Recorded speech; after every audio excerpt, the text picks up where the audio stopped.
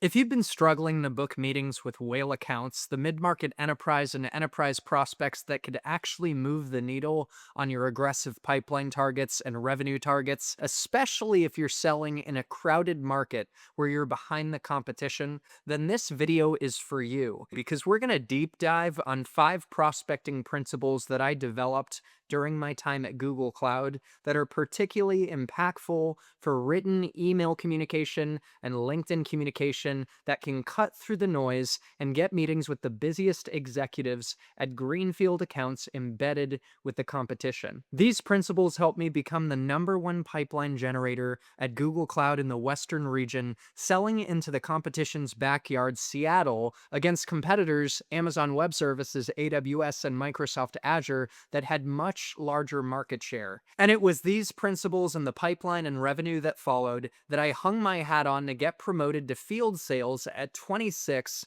one of the youngest in the entire organization. I'm about to walk you through the exact original presentation that I put together, analyzing all of my real world successes and the cold emails that actually got meetings with executives that I presented to field sellers and inside sellers and SDRs or ADRs as they called them at Google, as well as partners, so that you can produce your own pipeline generation success as an SDR, an account executive, crush your targets, and actually get promoted to the next level. And if you're a startup founder who has to win your first clients and your first round of VC funding, then this presentation is going to help you too. If you guys enjoyed this video, make sure to hit the like button and share this video with more people who could benefit from the message, and celebrate your outbound successes when you set meetings applying these tips in the comments below. And one more thing before we dive into the presentation, my greatest passion is helping people strategically build 6-figure tech sales careers to create lives of freedom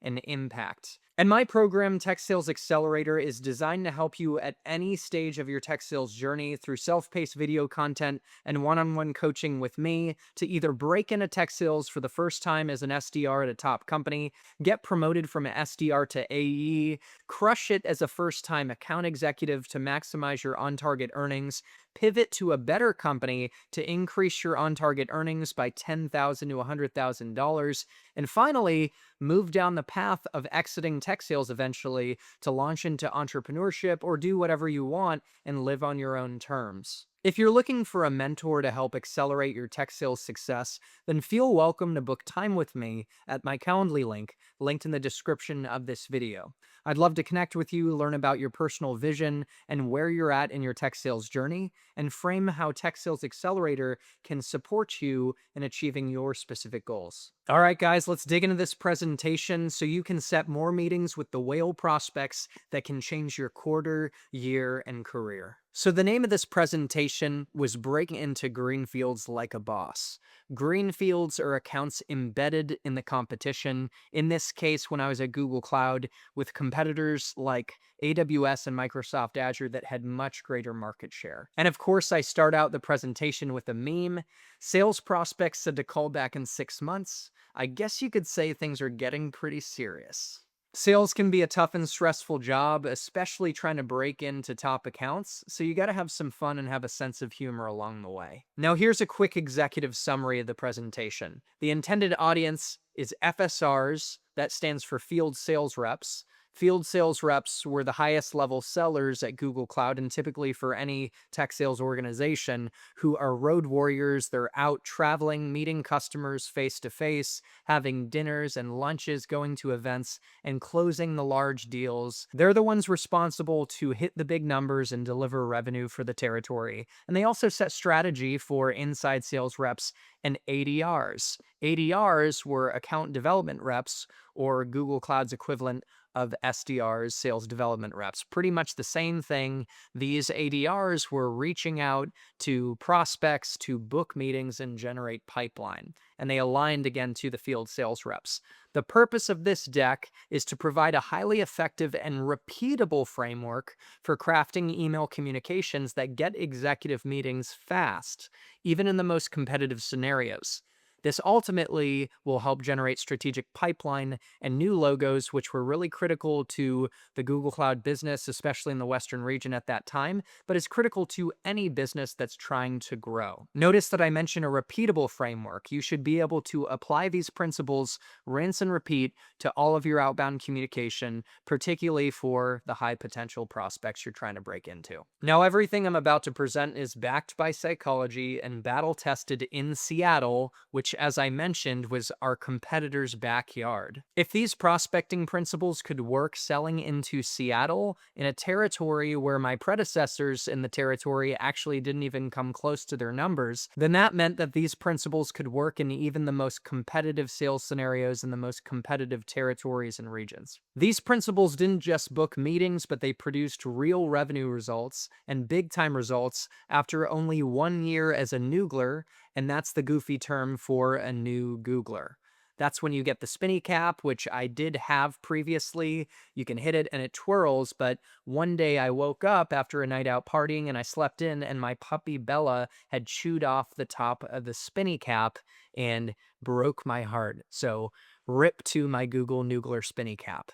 But it was fun while it lasted. Thanks to applying these prospecting principles, I landed a $10 million commit over 3 years to move OfferUp off of AWS to Google Cloud. You're probably familiar with OfferUp. They're a pretty well-known brand. And I landed 4 net new logos, so prospects I converted to customers that spent nothing on us previously and were embedded in the competition running on AWS or Azure. And I opened up 3 new revenue streams, so I got these prospects to pilot or test out our technology and build new applications that would drive revenue for them on our platform that provided a path to strategic partnership. And so in the context of selling a cloud platform, it takes a lot of effort to get the first dollars, the first pilot, the first $1,000 to $5,000 a month in revenue. But once you get it, it really opens up a path to a lot of revenue. So the hardest part is breaking in and getting started in the first place. And finally, what's the content actually covered in this presentation? 5 key ingredients that you can bake into any outbound cold email or LinkedIn message that is delectable. It gets a busy executive's attention and gets them to bite to take a meeting. Those 5 principles are: relate like a rock star, channel your inner hostage negotiator, give to get, throw in some special sauce, and always be closing, which looking back now I call always be asking. We're going to walk through the definitions of each of these principles, real world examples where we can see the principles being applied in action that got meetings with busy executives, and we're going to talk through overall strategy. Another funny meme here: we're going to need a bigger pipeline, says every sales leader and sales organization that ever existed. So in the case of when I was selling at Google Cloud, many of the high potential spenders that it would actually move the needle for me and our organization were ingrained in the competition. We needed to get our foot in the door fast in highly competitive scenarios to erode our competitors' market share. And one important thing to call out here up front is that applying these 5 key ingredients to cold email outreach takes a lot of work. This is unscalable outreach. So you need to put in that thoughtful preparation up front, and that will make all the difference in increasing the impactfulness and effectiveness and differentiation of your messaging. But because this requires substantial effort up front and is unscalable, you should only be using this for the high potential targets that can actually move the needle on your pipeline goals. Remember that focus breeds success, and not all prospects are created equal. 20% of your prospects can lead to 80% of your pipeline and revenue that will actually make the difference on your numbers. Apply these principles to that 20%. So here's a little Google inside joke. I say create communications that are so differentiated and delectable that executives can't help but bite. And it's not showing up as a GIF here, but this actually showed a shark biting an undersea cable that makes up Google Cloud's private fiber network that powers their cloud and actually differentiates their cloud and leads to the cloud platform being more secure and more performant. Because when you have a private network, the network traffic doesn't go to the public internet where it's more vulnerable and can be exposed to more threats. And the private network means less hops, lower latency, and better performance of applications that run on Google Cloud. Anyways, not that you needed to know that, but it's important to be passionate about the product you're selling and nerd out a little bit, especially if you want to sustain yourself in tech sales. You have to be curious, you have to be interested. Anyways, let's get back to the point and get to these principles. Here are a few real world examples that got big results. They led to big deals where I applied the principles in action. After I walk through these cold email examples, we're going to walk through each of the principles. And after you learn the principles, I want you to look back at these emails to see all of the principles and where they were being applied in action. So this email below was so compelling that the executive called me back in response to my email. And they eventually went from greenfield, so spending nothing with us and only running on AWS, to spending on the platform with an upside and a path to a greater partnership. Subject line, Hoya Saxa from Google. Mark, I saw on LinkedIn that you went to Georgetown as well.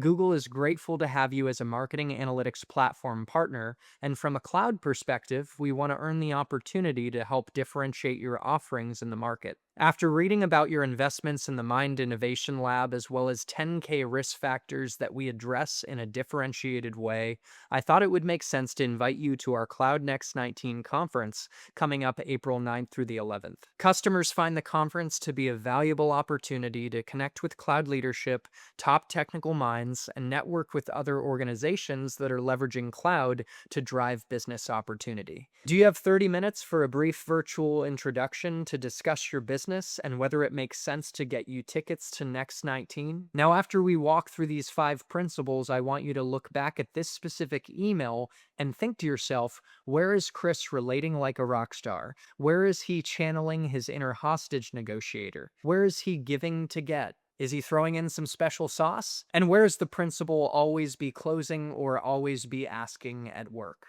Now, what's incredible is this prospect turned into a customer, and even better, this happy customer did future prospecting for me, and he made a warm introduction to another CEO that I was trying to get a foot in the door with. This is the dream scenario where you work hard to earn that first meeting with a prospect, turn them into a customer, and turn them into your champion and someone who's outbounding for you, leveraging the greatest, fastest way to get a meeting with the C-level, the warm introduction, riding the coattails of the trust that the other executive has established with the executive you're trying to meet with. So let's look at this warm introduction that my prospect turned customer made for me to another C-level at a target prospect.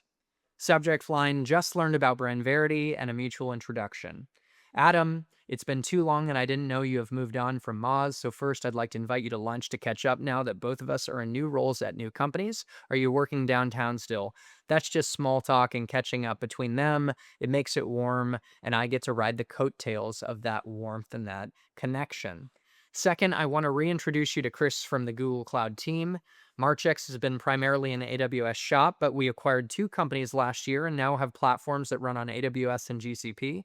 Chris and his team hosted us at Google Next in San Francisco. Now, remember, I was reaching out about that in the beginning, and it became a reality. And since the event, we have been working with Google Cloud technical resources and architects to start on the process of advancing some hybrid cloud concepts. Chris and team have been super about educating us and supporting us as we explore. The education has been free, and the learnings are super valuable. We even know our AWS implementation better. Feel free to ping me if you want more info on why it would be helpful to let them educate you. Smiley face. Please consider this a mutual intro. I want you to look at this email and pay attention to what the perceived value was that I offered this executive to get him to meet with me and work with me, even when he was ingrained with our competitor and probably content with our competitor. We're going to dig into that value later in the presentation, but I wanted you to start thinking about it right now. Now, here's my crowning example of these principles in action. This was the email that led to the eventual meeting with the CTO of OfferUp that led to a 10 million over 3 deal moving from AWS. Subject line, congrats. Arian suggested we connect. Amish, congrats on taking the helm at OfferUp from a tech perspective. I also can't believe you founded Atom Tickets. I booked my ticket this Saturday to see Avengers Endgame through Atom. Last time I spoke to Arian, maybe 4 months ago, he said a new CTO would be coming in and that it would make sense to engage to discuss how OfferUp and Google Cloud can grow together in the future, complementing your existing AWS partnership. We also think 10x at Google, and our team would love to shake your hand, put a face to a name, and better understand your vision. Coming off our biggest cloud conference of the year, we'll also have some announcements that will be relevant to OfferUp and ideas of specific areas where we can bring value based on your business. Do you have any availability for coffee next Wednesday at 2:30 Pacific or later, Thursday before 10:30 a.m. and after 3:30, or would it work better to meet the following week? Best, Chris. Once again, after we walk through these 5 principles, look back at this email to see the principles in action. Now, I have to call out this email was so effective, it got a response in under 3 hours. And again, it led to a 10 million commit to move off of AWS, signed 8 months later.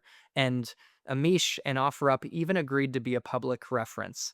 These principles work to get meetings fast, even with the busiest executives, and they set the stage to open up lucrative opportunities that convert to revenue. So, looking back at all of my cold emails that got meetings with busy executives, they were written through the lens of 5 key principles.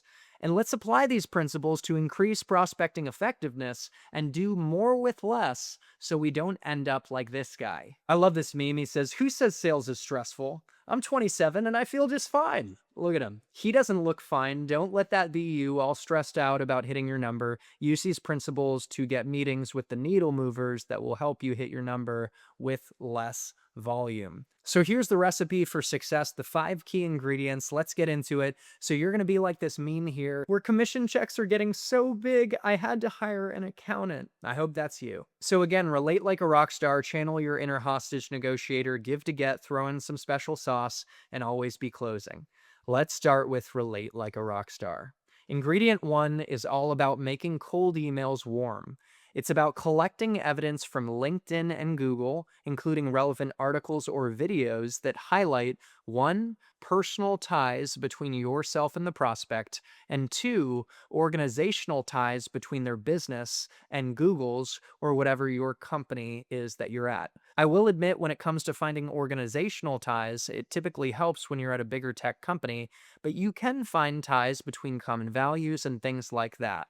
So choose connections and similarities that are most authentic and impactful, and don't try too hard, that can backfire. Acknowledge these connections and similarities up front in your subject line and or in the beginning of your email to create a warm context of relatedness from the get-go for the rest of the message to flow. People take meetings with people who they think they might like, and let's check out the next slide for some psychology insights that plays into that.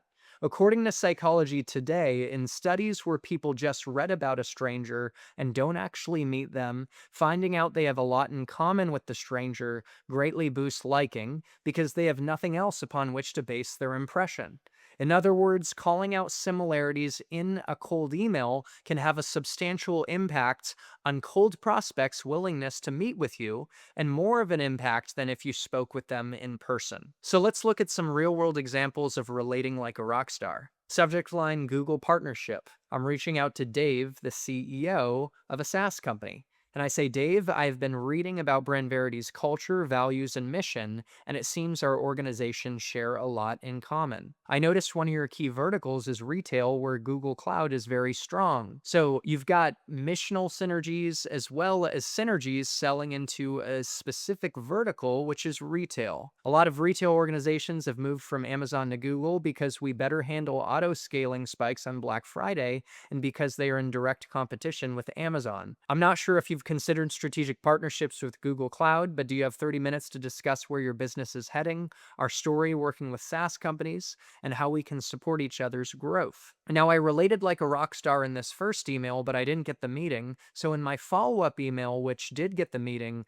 I continued to relate like a rock star. And in this case, I made it real personal, and that made all the difference. Dave, friendly bump here. I love saying friendly bump here. I feel like it's just there's something about it. I got it from one of my teammates, Jace Strasberg. Shout out to Jace. I think he's now working at YouTube. He went from cloud over to YouTube, which, hey, Jace, help me grow this channel. Come on, man. Give me some tips. Anyways, I'm just, I don't know what I'm saying.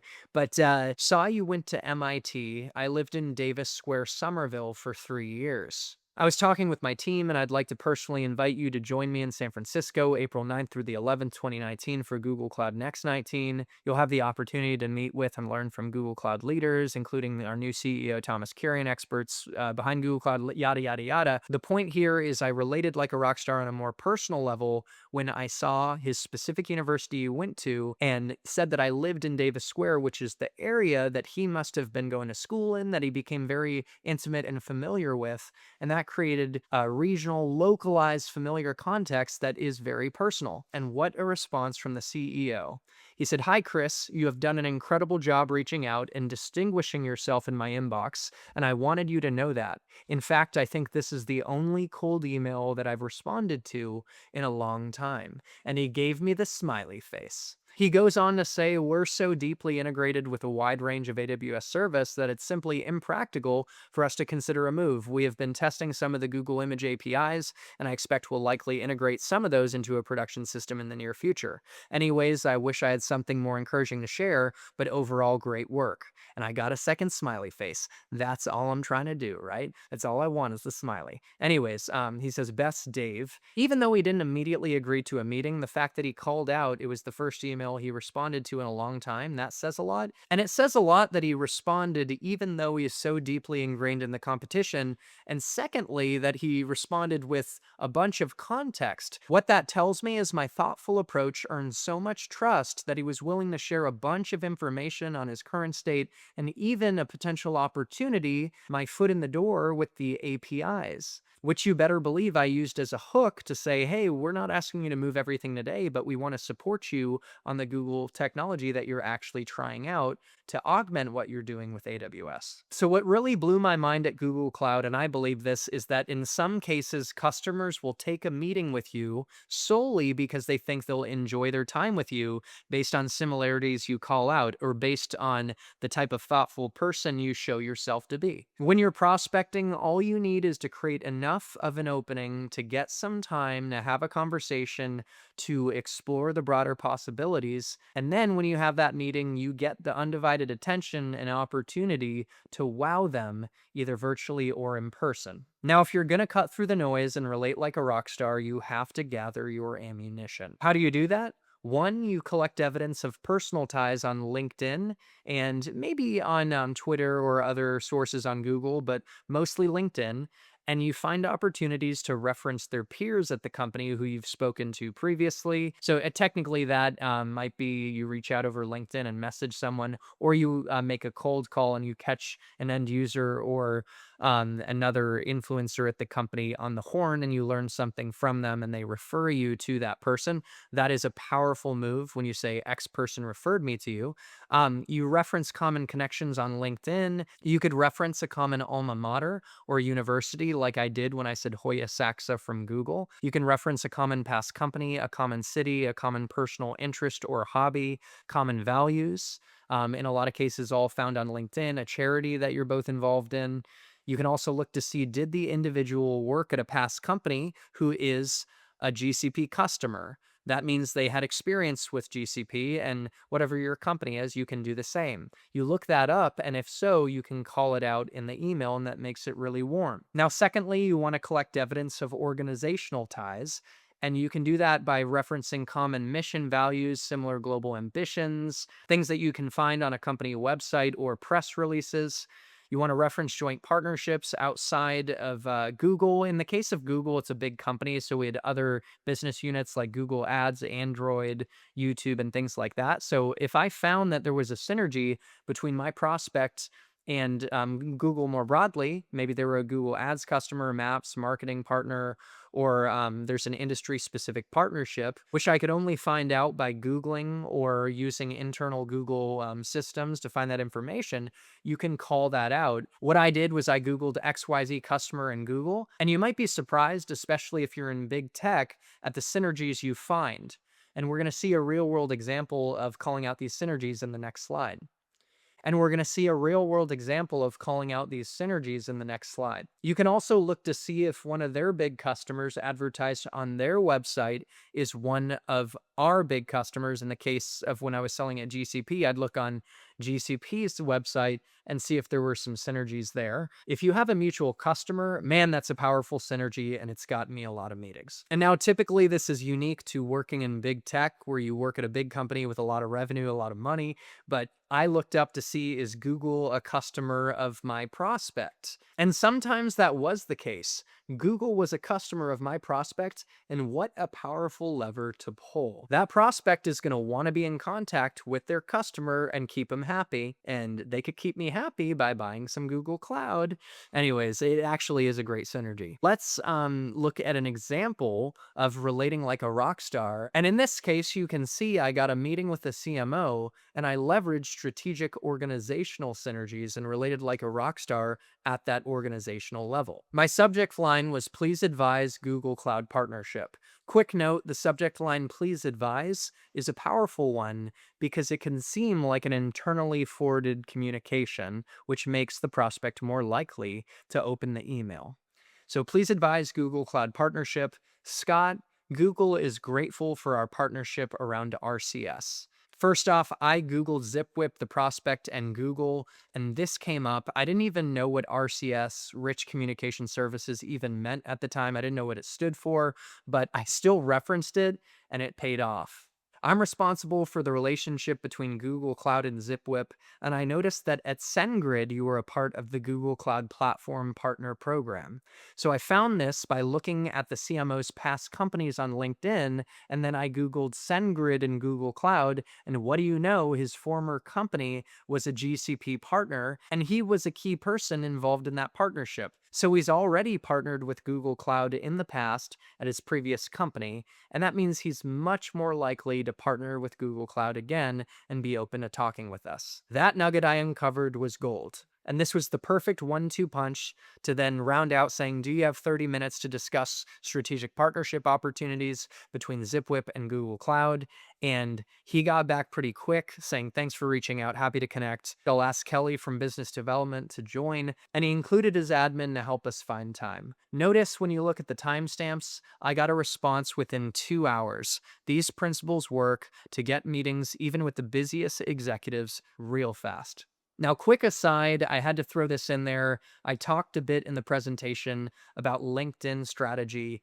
It's important to spread your connections like wildfire, to take over your territory with LinkedIn. The more connections you have, the easier it is to set up meetings with potential prospects. I threw in some great memes. You accepted my LinkedIn request? Did we just become best friends? And the LinkedIn game is strong with this one. We've got Baby Yoda looking adorable. Now, a best practice if you're an SDR or inside seller or field seller selling into a specific region, and for any founders out there or leaders running startups trying to grow those businesses, I really suggest that you emphasize on starting local and focusing on key markets. You can send connection requests to spread your connections and take over that territory. So send LinkedIn requests to everyone you currently have relationships with. One, you might eventually find that another cold prospect is a common connection. Two, the cold prospect becomes more likely to accept your request, and you can reference the common connection you have in an email if you need to, particularly in the subject line and the first sentence of the email. Third, in seeing the common connection, you can ask that common connection for a referral to the prospect you're trying to reach out to. You can ask them for a warm introduction and craft an email that's crisp and relevant for them to send. Don't ask them to write the email. Please don't do that. But lighten their load and make it easy for them to send that intro, or you can ask if you can just reference their name. When you become a LinkedIn legend and spread your LinkedIn connections like wildfire across your territory, eventually you're connected with the majority of execs in your market, and eventually getting meetings leveraging common connections is a cakewalk. So here's an example of being a LinkedIn legend in the real world. And remember, anytime someone accepts a LinkedIn request, it's a signal to engage. So I send a LinkedIn connection request to a CTO, David, and I say, David, Google Cloud looks forward to earning the opportunity to strategically partner and help differentiate Data V in the market. Best, Chris. Now, differentiate Data V is personalized, and it shows that I did my homework because Data V is the name of their solution that's core to their business that I found after researching their website. Their company name is actually B squared, but I showed that I did homework to understand what their solution actually was. And I implied that I got that data V was their core revenue stream, and the whole purpose of what I would do selling cloud technology that was differentiated from what they probably ran on today was help them drive growth of their data V solution and improve profit margins by reducing costs. Anyways, I don't know if he actually jumped to that conclusion based on just saying data V, but you get the point. It was thoughtful and tailored. Once David accepted my LinkedIn connection request, I followed up with a thoughtful message giving him an invite. David, thanks for the connect. Speaking with leadership, we put you on a short list of organizations to whom we would like to extend free tickets to Google Cloud Next 19 in San Francisco on April 9th through the 11th. Ticket value ranges from $999 to $2,000 depending on when purchased. This is our largest cloud conference of the year and a great way to meet cloud leadership partners, engineers, and unlock new business opportunities. Do you have time to discuss your business and whether it would make sense to get you and your team to Next this year? Best, Chris. Now, David responded to that message within an hour and he said, "Hi, Chris, could we talk tomorrow? Thanks." And boom, I set up the meeting. Now, there's nothing like multi threading and taking a hybrid approach to hit prospects from different channels across email and LinkedIn. And here's an example of a hybrid approach to outbound in action. I reached out to Bruce on LinkedIn, who is a board member of a high potential software company that I wanted to get a meeting with. My LinkedIn request was very personalized. Bruce, crazy to see all of our common connections between Rich Robinson and our shared past at Oracle. Google Cloud has seen success pursuing partnerships with MarTech platforms in the Western region, helping decrease time to market and increase top line revenue. Best, Chris. Now, that was in my connection request. He accepted my connection request, and then I followed up with the following. Bruce, I'm very impressed by your background and want to be respectful of your time and your position on the board of Amplero. Would you be able to point me to the right person to speak with to discuss what a technology partnership between Google Cloud and Amplero could look like? Best, Chris. I wanted to be respectful of his time and lighten his load and just ask for guidance. Now, he responded and said, "Chris, I'd encourage you to speak with a member of the operating team. I have a strict policy of not making these intros because they find them to be distracting. If you go to their website, you'll see who they are, and they are accessible via LinkedIn." Now, that's exactly what I did. I didn't need Bruce to give me a specific name. All I did was get his blessing, and then I was able to find a VP of engineering off the website and drop this subject line, which is the ultimate relate like a rock star subject line that practically guarantees meetings. Corresponded with Bruce. Now, this VP of engineering is going to know who Bruce is because he's on the board of his company. And all of the strategic business decisions that this VP of engineering is making, along with the decisions of the other executives on the operating team of the SaaS company, have to be approved by Bruce on the board. And he ultimately is a key influencer. So if I name drop him, I didn't even say that Bruce referred me to you, but I said corresponded with him. That's going to get the VP of engineering's attention. And it did. Not to mention, look how personalized and tailored this email is. And I have to say, this is next level stuff. It takes a while to get here. But this is what I said. Ted, I briefly corresponded with Bruce via LinkedIn. We've got a handful of common connections around his thoughts on how to best engage with your organization to discuss the value of a partnership between Google Cloud and Amplero. How warm is this? It feels like, I know Bruce, we got connections, we should be talking. He suggested I engage with leadership off of the website, and I know based on the conversations our team typically has with organizations in the Seattle market that you would be critical to engage with. I made it feel localized, the Seattle market, and I made it very clear that we talk with people like you, so we should be talking.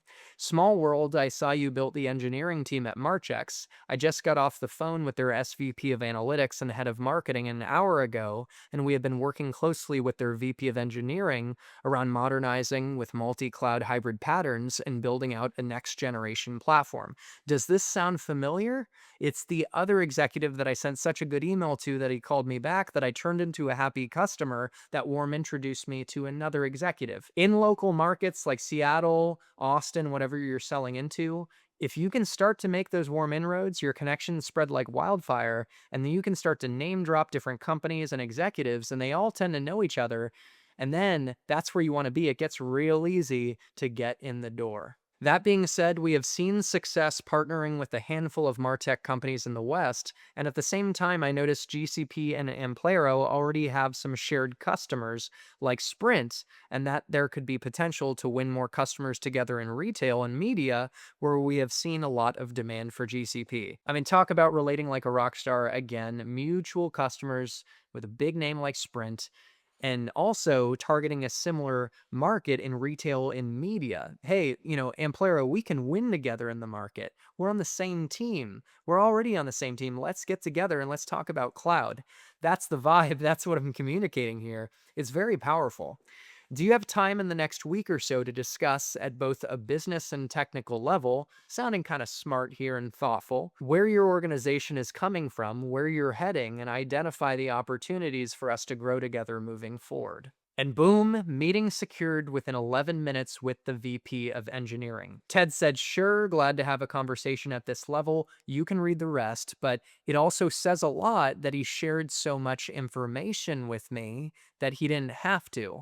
He only volunteered all this extra information because I brought so much credibility and earned a lot of trust with my thoughtful email. Now let's talk ingredient number 2, channel your inner hostage negotiator. I would argue this is the most important principle and it is foundational. Channeling your inner hostage negotiator is all about showing empathy and you get the customer's world. That builds trust and that will earn you the meeting. People deal with people who are trustworthy and credible. This hinges on demonstrating a high degree of empathy up front. Now, Chris Voss is one of the top hostage negotiators in the world. He wrote the book Never Split the Difference. So he's taken his techniques in hostage negotiation to show extreme empathy with insane people that are highly emotional and to build trust and influence them. And he's brought it to the business world, teaching negotiation and really sales. And so if empathy, tactical empathy, can work with the craziest people in hostage negotiation situations, it can definitely be effective in influencing busy executives to get meetings that ultimately lead to opportunities and convert to deals. So, first off, you want to build trust and show empathy by demonstrating a strong understanding of the opportunities, threats, and changing dynamics in the prospect's world. Secondly, you want to carefully use their own language, drawing from LinkedIn and online articles and videos they're featured in. If you can't find evidence of their language as an individual, mirror the language of the organization that you find on their website, talking about their mission and their values and things like that. If you hit on a customer's challenges and goals, they will call you in response to your email, as we saw in the email example earlier on, where I reference the 10K risk factors and investment in the Mind Innovation Lab that I'd found after doing heavy research. Now, look at this other example where I hit on a hot button where I got a quick response. So, in this case, I'm deeply immersing myself in the world of the prospect. Now, I relate like a rock star with the subject line spoke with Jesse Beagle. Jesse is engaged with this account and told me some info about the account and even knew the executive, Sundar, that I was reaching out to. And so I relate like a rock star. I say, Sundar, I spoke with Jesse Beagle, and she said you would be open to speaking with the Google Cloud team around mutual growth opportunities, but at the same time mentioned you're very busy. Calling out that I know he's busy, it does show some empathy for his situation. She said your company is brilliant and that you are too. Let's be real, flattery works even when people know you're flattering them, and everyone has a fundamental need to be acknowledged and appreciated. So acknowledge and appreciate customers when you can. I spent time reading up on your business, even saw that you have an office pup, which is awesome, and I noticed that McKesson is an investor of yours. Perhaps you are already aware that McKesson has moved to Google Cloud, and I linked the case study and the press release. GCP has a very strong story in healthcare as well as retail, given large enterprises don't want to put more money in Amazon's pockets. And as a result, we are talking with other SaaS companies in the West around how we grow in those spaces together, augmenting current partnerships with AWS and Microsoft. One of our executives will be in town this Thursday, and I was curious to know if you had time to shake hands and have a high-level business discussion, either at your office or the Google Seattle office. Best, Chris. Now, this email really does a great combination of relating like a rock star and channeling my inner hostage negotiator to show I get their world in healthcare, that we've got similar customers and partners, and that we can help them grow in their space. And we're talking to other local companies like them in the Western region. I also throw out the opportunity to align with our executive in person, and that's probably going to entail some free food and drinks. And that ties into a principle we're about to get to. So, before we get to that next principle, how do you gather your ammunition to channel your inner hostage negotiator? First off, when it comes to demonstrating an understanding of their business and market, you want to acknowledge and flatter recent success and growth. Acknowledge a recent event or change in the organization. Reference goals or challenges in their 10K, which is a public report where public companies report their financial status and goals and risk factors to their investors in the SEC. And if they aren't public and they don't have a 10K, as is the case with startups, reference articles found online, ideally articles featuring the executives that you're reaching out to. Gather information on the state of their business from conversations with those who are lower down, and users and influencers, and reference that on the email to share insights that you gained from the inside. Reference similar customers that you help solve similar challenges and produce positive results. Share an unexpected commercial insight or market insight to show you get their industry and you're a trusted advisor. And demonstrate an understanding and appreciation of their product, how they make money, and flatter that product if you have experience with it or you see it's getting a lot of recognitions. Secondly, use their language. Mirror them like a chameleon. People buy from people that they like, and they like people who are perceived to be like them. And you can come across as being similar if you're mirroring their language. So use the specific language the customer uses on LinkedIn, especially any language connected to passion and emotion. So here's another example of channeling my inner hostage negotiator. Subject line: Congrats, Google partnership. Glenn following up via email as promised on my VM. So first off, I am multi-threading. I called and left a voicemail, and I referenced my email that I'd be sending. And according to the data, when you leave a voicemail referencing email, you really multiply the chances that you're going to get a response via email. So that's a pro move. I say congrats on the growth you're experiencing. I had heard you add around 1,000 agents a month and are hiring staff to keep up. Google Cloud wants to earn the opportunity to help support your growth, specifically providing a platform that enables seamless global expansion and helps you take advantage of modern microservices architecture that are scalable and reliable. Do you have time to connect, or can you connect me with your CIO to align your vision and share our differentiated story helping companies like yours? As you can see, I put myself in their world. I showed that I understood their number of agents and that they're hiring to staff to keep up and they're growing, and I have an understanding of some of their challenges. And I understand they've got growth goals around global expansion. I read about having needs to be more agile as a business, and microservices architectures enable that.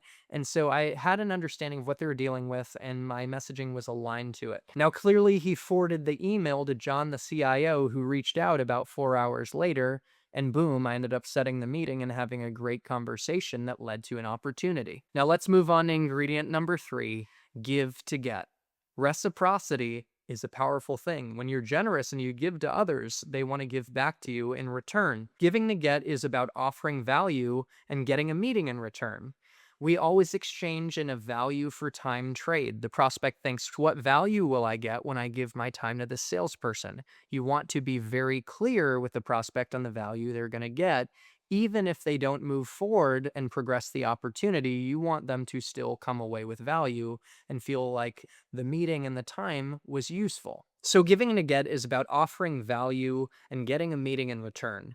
Essentially providing customers with opportunities, connecting customers with events where they can have new experiences, gain new insights, talk with experts, network with and learn from similar customers. In my sales experience, whether at Google Cloud or at my current startup, I've found an event is like 8 sales calls. It really brings people together, opens prospects up to share more, and catalyzes opportunities and accelerates deals. So any opportunity you have to invite a prospect to an in-person event and have a great experience, you have to take advantage of that. You also want to provide opportunities for education that empowers the prospect to make the most informed decision around their investments and understand, hey, what if there's a better way? And maybe that better way is you. It's your job to offer education on those new opportunities. And as you saw in the warm intro that executive made for me to another executive, he highlighted the education I offered him as something that was really valuable and as a reason that at minimum it was worth a conversation with me and my Google Cloud team, even though they were embedded in the competition. Provide prospects with the opportunity to run assessments and benchmark what they're doing today versus what their competitors are doing or versus what they could be doing to show them opportunities to improve and get better results. Now, Cloud Physics was a specific tool that we would use over at Google Cloud to map out a future state and map out total cost of ownership to show what a prospect might save on Google Cloud if they moved forward. So that's a very specific tool that we use, but many companies have their own assessments that they can offer, whether it's using tools or their experts to provide that type of value. That guarantees that the prospect is going to get some value from meeting with you. And finally, share opportunities to increase revenue, decrease cost, and reduce risk. This is ultimately what business value is all about. Frame opportunities to help executives win, and they will take a meeting with you. Now, we already saw this email to Dave and how we applied the principles of relating like a rock star in the first email and in the second follow-up email that got the meeting. But also notice how I am giving to get. This is a great example of framing the value of inviting this executive to Google Cloud Next, which Next is the biggest Google Cloud conference of the year that they have every year. And it was arguably our biggest opportunity all year at Google Cloud to generate and accelerate strategic pipeline and revenue. Notice in the messaging, I made it very clear that Dave was going to get substantial value from going to Google Cloud Next. First off, I acknowledged the price of the ticket, which in this case, it had bumped up based on the timing to 1,600 to 2K. They were getting that for free. And also, they were getting the opportunity to meet with and learn from Google Cloud leaders. Anytime you can align leaders, that is a huge value add because leaders want to meet other leaders, including the new CEO. You'd get to hear from him. You'd gain new insights on the latest products, learn from partners and technical resources like engineers, which would unlock new opportunities and ideas to be successful as a business. Now, I did create a sense of urgency when I highlighted that flights are only going to go up in price. So if you want to go, you better go and book those flights sooner than later. So now let's go back to that warm introduction from an executive that I turned from prospect to customer that introduced me to another executive at account that I wanted to get into. And let's pay attention to the specific part of the email that highlights give to get in action. It clearly paints a picture of what this executive saw to be the value that he was given in exchange for his time and the investment on his end to explore further. So I highlighted it here in green. Chris and his team hosted us at Google Cloud Next in San Francisco to learn about what they have been up to. So as you saw before, they got free tickets, which would be pretty expensive otherwise. They got to connect with other leaders, other customers and peers in their space, technical experts, and I know they learned a lot and they had a great experience. Since the event, we've been working with Google Cloud technical resources and architects to start on the process of advancing some hybrid cloud concepts. I underlined working with Google Cloud technical resources and architects because that was a value add. We brought in top technical talent, including architects who don't meet with all customers. We typically align customer engineers, but architects were next level, really sharp technical resources. And in this prospect's case, I went to bat for them internally at Google to get them solution architect resources, higher level resources to align to help them be more successful and learn about their use case. And they appreciated that investment. I also highlight in green, Chris and team have been super about educating us and supporting us as we explore. Executives love free education. And finally, the learnings are super valuable. We even know our AWS implementation better. If anything, when you're educating a prospect, it helps them better understand their current state and how it stacks up against the future state that they could achieve with you. Now, ingredient number 4 is a fun one. Throw in some special sauce. Throwing in special sauce is all about the concept of pattern interrupt. They say you can't be perceived as better if you aren't perceived as different. Don't be afraid to unleash your quirkiness and googliness. And googliness was what we described as bringing your full self to work, being your true authentic self, and not being afraid to be light and playful. By showing up authentically, it'll help you stand out. At the end of the day, be real, be different, be human. That's what throwing in your special sauce is all about. Let's look at an email I sent to the CMO of Sur La Table, where I threw in some special sauce, and I know for a fact when she got this email, she lit up, she definitely had a smile on her face, and you'll see why. In my presentation, I called this being silly with the CMO at Sur La Table. Subject line corresponded with Billy. Once again, you see the concept of relating like a rock star in action. Billy was the CEO at the time who Beth, the CMO, reported into, and I caught Bill over email. I got a response, and that was enough ammunition for me to be able to drop the powerful subject line corresponded with Billy. Now that we've name dropped the CEO to create a warm, powerful context for the email to flow, let's look at how I threw in some special sauce. Beth, my mom bought me a macaroon making class for my birthday in Boston years back, and I went into the class skeptical, but came out with a big smile, a bunch of macaroons, and even made new friends on the train ride home, sharing them with strangers. I threw in a fun, playful anecdote related to my experience with Sur La Table's product and services. And imagine the CMO cares about the customer experience. She wants to hear customer stories like that, which is actually really good marketing content for her. And it makes her feel good and take pride in what she's doing at Sur La Table. So it was a great move to throw in that story and show my quirky human side. And I have to admit, I went on to channel my inner hostage negotiator and really show I got their world, I understood their investments from a marketing perspective, and I framed some real value in terms of the types of problems we could help them solve. So let's read the rest of the email just to see channeling my inner hostage negotiator in action. I'm reaching out because you spend over 2 million in Google Ads, and we work with similar organizations to turn that data into insights that improve attribution and the ROI on your marketing dollars.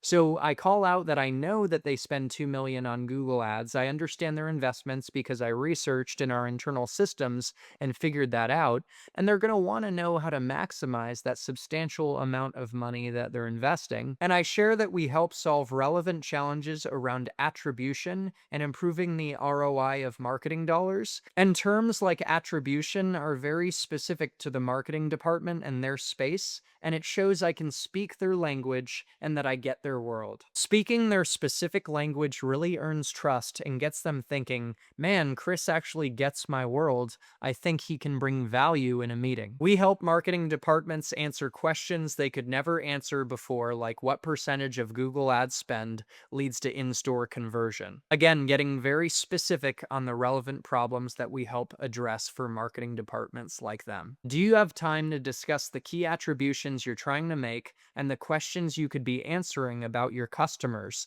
that could help you better serve them and increase revenue? The way I frame that ask for the meeting stirs up more curiosity in the mind of the prospect and guarantees some value that I'm going to share ideas on how they can increase revenue for their business. And that leads me to ingredient number 5, always be closing and always be asking. Always be closing or always be asking is as simple and straightforward as it sounds.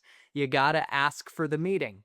Ask, ask, ask, ask. That's what sales is all about. Ask and you shall receive. One thing to call out that probably seems obvious, yet amazingly many sellers don't do this, is end in a question. I'm blown away by how many sellers end their emails with a period, saying something like, let me know if you'd like to discuss further, and expect the prospect to get back. They're not going to get back to you. Now, since my time at Google and making this presentation, I've realized that based on the data, a simple interest-based call to action is the most effective in reducing friction intention to get a response from a prospect. That sounds something like, would this be worth a chat to explore further? And that is good to end in a question, and you're enticing the prospect to respond. But my personal approach to asking for the meeting that's worked for me time and time again at Google Cloud and at my current startup, where I'm selling alongside Google Cloud and AWS, is not just to reduce friction to a prospect responding, but to entice the prospect with a really attractive ask that makes them want to respond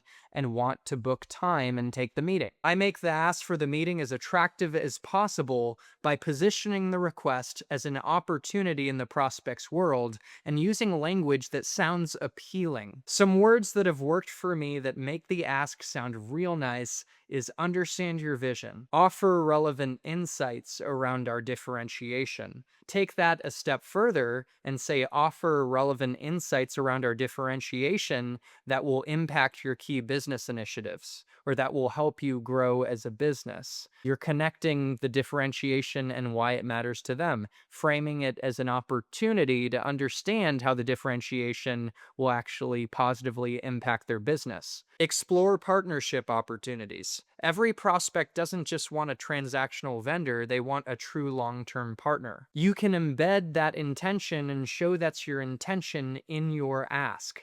Identify opportunities for mutual growth. Any prospect wants to know how they can grow. Explore opportunities to increase revenue, decrease risk, decrease cost, accelerate time to market, differentiate your solution. Those are the fundamental aspects of business value that you're going to tee up on a silver platter in your ask. That's going to sound appealing. Share our latest announcements and innovations. It's highly effective to allude to offering new insights and ideas on the latest trends and to create an information gap in the mind of the prospect that they're going to want to fill. They're wondering, what are the latest announcements? What are the latest innovations? I should probably know about this. How is it going to impact my business? Collaborate. You're getting on the same side of the table, and it goes back to the theme of offering a partnership where you're building together.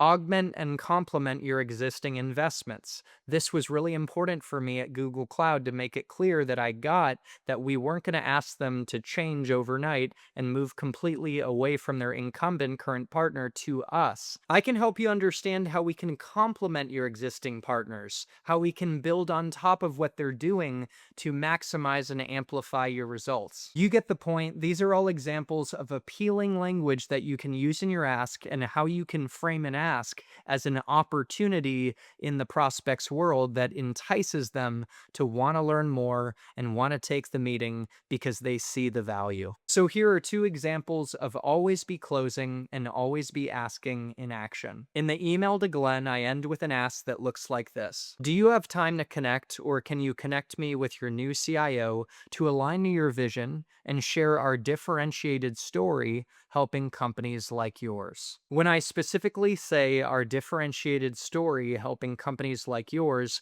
I create curiosity. I create an information gap that the prospect wants to fill. I'm curious, what are Google Cloud's differentiators? How are they relevant to companies that are similar to me? I want to know what my peers are doing, and maybe some of my peers in the market in my specific space are doing some cool things with Google Cloud that I should be doing. I'll take the meeting. And here's one more example of an ask that I made to Scott. Do you have 30 minutes to discuss strategic partnership opportunities between ZipWhip and Google Cloud? I mentioned strategic partnership opportunities. What's embedded in that ask is the intention that, hey, we want to be partners, we think long term, we want to be strategic. And that piques curiosity. It creates an information gap. What does Chris and Google Cloud mean by a partnership? What do they mean by strategic? Maybe it's worth finding out. Now, guys, those are all the principles, but I want to end on a final note that is critically important, and it is way more important than crafting the perfectly written first email. The follow-ups fuel the finances,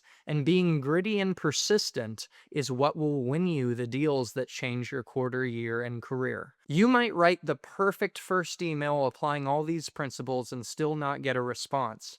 But if you can think in 3 to 6 months, 9-month, or even annual terms and create long-term prospecting plans where you continue to apply these principles even in the follow-ups, first following up every couple days, eventually after a week or so, maybe once a week, and just following up, being pleasantly persistent, and the squeaky wheel saying, "Hey, I'm Chris. I'm here to help. I help companies like you. I've got some great ideas. Oh, I noticed we have this in common. I noticed this announcement. I noticed this other customer like you doing this cool thing. Do you want to go to Google next? Tickets are usually $2,000. We can get it for free." You get the point. You're relating like a rock star. You're channeling your inner hostage negotiator. You're giving to get. You're throwing in special sauce, and you're always asking in a way that frames an opportunity in their world. If you do that enough times, when the timing's right, and sales is all about timing, they will have you in their back pocket and they will reach out and you will get the meeting. Just remember that sometimes, no matter how good our communication is, there are factors outside of our control that lead to a prospect not responding, and often it's just the wrong timing. Don't give up. Changes in business dynamics and leadership happen all the time, and that change, hitting them at the right time on that next touch point, that could be your ticket to your next $10 million deal that catalyzes your career. Now, check out this meme. I think it's hilarious, with Dwight from The Office. The prospect said he was interested, called back 16 times with no answer. That's not the way to do it with the follow-ups. You don't want to come across as overly transactional and over the top, but be pleasantly persistent and apply these 5 principles combined with that persistence, and I guarantee you, you will become an elite sales hunter that opens up career-changing opportunities. And look at this final meme: when the customer you've been talking to for months finally buys. Or we might change this to when the customer you've been reaching out to for months finally gets back and agrees to a meeting. Cheers to more of these moments. I know they're coming to you. I hope you guys enjoyed this video and got a ton of value, and now you're inspired to apply the principles to go out there and hunt for the whales that can change your quarter, year, and career. If you enjoyed this video, hit the like button, share it with more people who could benefit from the message, and of course, apply these principles in action to produce your own successes and share those prospecting successes in the comments below. I want to celebrate them with you. And if you're someone who wants to strategically build a 6-figure tech sales career, whether you're trying to break into tech sales as an SDR for the first time at a top company, get promoted from SDR to account executive to join the 6-figure earners club, crush it as a first-time account executive to maximize your on-target earnings and commission, or pivot to a better tech company where you increase your earning potential and maximize your OT, and in fact increase it by tens of thousands to hundreds of thousands of dollars, then feel welcome to book time with me at my Calendly link, linked in the description of this video, and we can talk about your personal tech sales goals and how my program, which includes courses and direct one-on-one coaching with me, can specifically empower those goals and help you maximize your career. Thank you for tuning in and for investing in your personal and professional development. I respect you for it, and I really appreciate you being a part of this growing tech sales community. I'm finishing this video at 1:50 a.m. on a Sunday here in Austin, Texas, because this is my passion, and I want to help you and as many people as possible win on this path to your success in tech sales and in life. Happy selling and happy living, and we'll see you in the next one.